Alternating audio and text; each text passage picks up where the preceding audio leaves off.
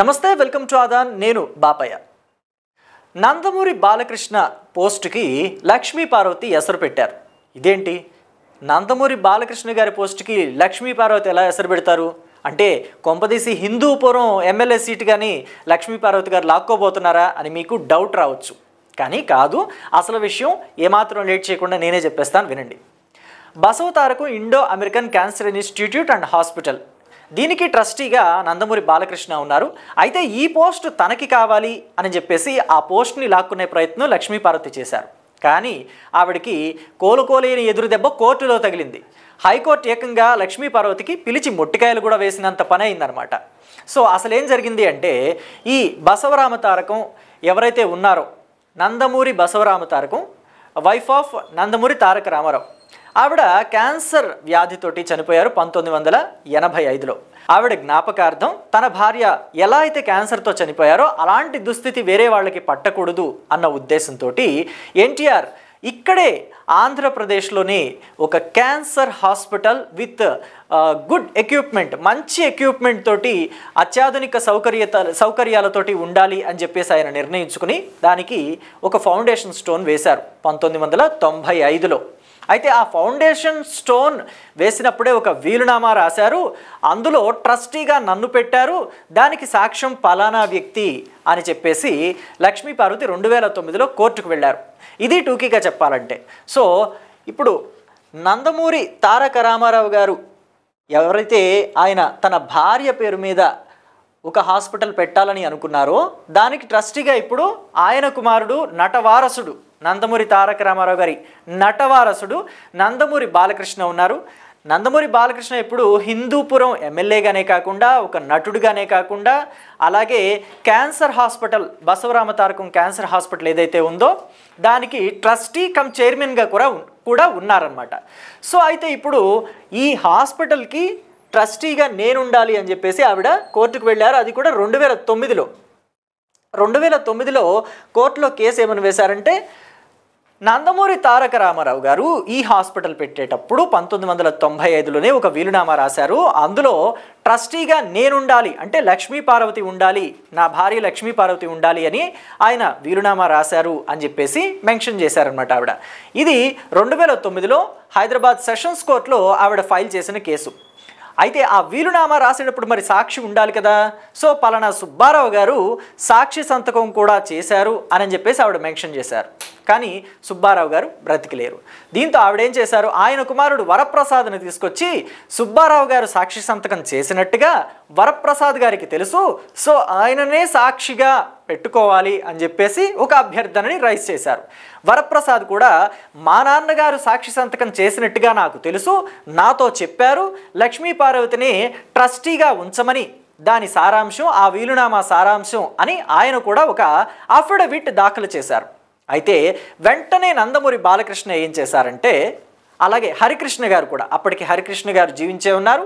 So 2009లో వారిద్దరూ కలిసి హైకోర్టులో కేసు వేశారు. హైకోర్టులో కేసు వేస్తే ఏమైందంటే, హైకోర్టు ఇలా బ్రతికిలేని వ్యక్తి గురించి బ్రతికే ఉన్నారా చనిపోయారా అని ఎటువంటి నిర్ధారణ లేకుండా, ఎటువంటి ప్రూఫ్స్ లేకుండా కేవలం నోటి మాటతోటి అఫిడవిట్లు దాఖలు చేయటం సమంజసం కాదు, క్రింది కోర్టు ఏదైతే ఉత్తర్వులు ఇచ్చిందో అవి సరిగా లేవు అని చెప్పేసి ఆ తీర్పుని కొట్టివేసింది. ఇది పూర్తి సారాంశం. అయితే అసలు నందమూరి తారక రామారావు గారు ఈ క్యాన్సర్ హాస్పిటల్ని స్టార్ట్ చేయాలనుకున్నది 1995లో. 85లో ఆయన భార్య కాలం చేశారు. ఇదే క్యాన్సర్ వ్యాధితోటి ఆవిడ చనిపోయారు. చూడవచ్చు, బసవరామ తారకం, నందమూరి తారక రామారావు. సో ఈవిడ క్యాన్సర్ వ్యాధితోటి చనిపోబట్టే ఇక్కడ ఆంధ్రప్రదేశ్లో వేరే మహిళలు ఇంకెవరూ కూడా క్యాన్సర్ తోటి అంటే డయాగ్నోస్ చేసుకోవడానికి కూడా అప్పట్లో ఇక్కడ సరైన ఫెసిలిటీస్ లేకనే క్యాన్సర్ వ్యాధి ముదిరిపోయి 3rd స్టేజ్కి వెళ్ళి ఆవిడ చనిపోవటం జరిగింది. సో అలాంటి సిచ్యువేషన్ ఎవరికి రాకూడదని చెప్పేసి ఎన్టీఆర్ ఆ నిర్ణయం తీసుకున్నారు. సో 1993లో లక్ష్మీ పార్వతిని మ్యారేజ్ చేసుకున్నారు ఎన్టీఆర్. సో మ్యారేజ్ చేసుకున్న తర్వాత 95లో అంటే 94లో ఎలక్షన్ వచ్చింది, 94లో టీడీపీ ప్రభుత్వం మళ్ళీ వచ్చింది. సో ఈ టైంలో ఆయన తీసుకున్న డెసిషన్ ఏంటంటే, బసవరామ తారకం పేరు మీద క్యాన్సర్ హాస్పిటల్ కట్టాలి అని చెప్పేసి. సో దానికి అనుగుణంగానే నిర్ణయం తీసుకున్నారు. ఏవైతే నిర్ణయాలు తీసుకున్నారో దానికి అనుగుణంగానే అన్ని పనులు జరుగుతూ వచ్చాయి. కానీ అనుకోకుండా 1996లో ఎన్టీఆర్ కన్నుమూశారు.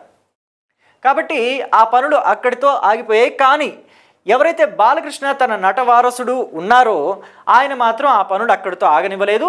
అండ్ ఆయనకి తోడుగా నందమూరి ఫ్యామిలీ అంటే ఎన్టీఆర్ బసవరామ తారకం సంతానం ఎవరైతే ఆ 11 మంది ఉన్నారో, రామకృష్ణ ఒకళ్ళు చనిపోయారు కాబట్టి మిగిలిన 11 మంది ఉన్నారో వారందరి సహకారంతో ఆ క్యాన్సర్ హాస్పిటల్ నిర్మాణం అనేది పూర్తయింది. 2000 సంవత్సరంలో అటల్ బిహారీ వాజ్పేయి చేతుల మీదుగా ఆ క్యాన్సర్ హాస్పిటల్ని ఓపెన్ కూడా చేశారు.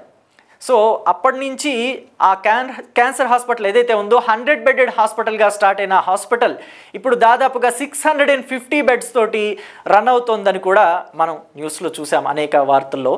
సో పడివరకైతే ఆ హాస్పిటల్ నిర్విఘ్నంగా నిర్విరామంగా ఎంతోమందికి సేవలు అందిస్తూనే ఉంది, వైద్య సేవలు అందిస్తూనే ఉంది.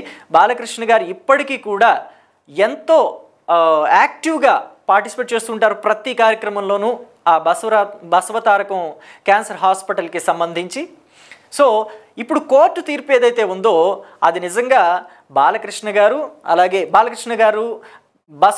బసవతారకం క్యాన్సర్ హాస్పిటల్ ఏదైతే ఉందో వాళ్ళు చేసుకున్న అదృష్టం, బసవరామ తారకం పుణ్యం అని చెప్పుకోవచ్చు. లక్ష్మీపార్వతి గారి చేతిలోకి వెళ్ళలేదని ఇది అంటున్న మాటలు నేను కాదు, చాలామంది నెటిజన్లు నిన్న ఏదైతే కోర్టులో తీర్పు వచ్చిందో అప్పటి నుంచి నెటిజన్లు కొంతమంది తెలుగుదేశం పార్టీ కార్యకర్తలు నాయకులు చెబుతున్న మాట. సో అయితే మరి వారి మాటతో మీరు ఏకీభవిస్తారా? బసవరామ తారకం క్యాన్సర్ హాస్పిటల్ ఏదైతే ఉందో బసవతారకం క్యాన్సర్ హాస్పిటల్ దానికి ట్రస్టీగా బాలకృష్ణ గారు ఉండటం కరెక్ట్ అనుకుంటున్నారా, లేదా లక్ష్మీపార్వతి గారు ఉండటం కరెక్ట్ అని మీరు అనుకుంటున్నారా? మీ అభిప్రాయాన్ని కామెంట్ బాక్స్లో తెలియచేయండి. Thank you.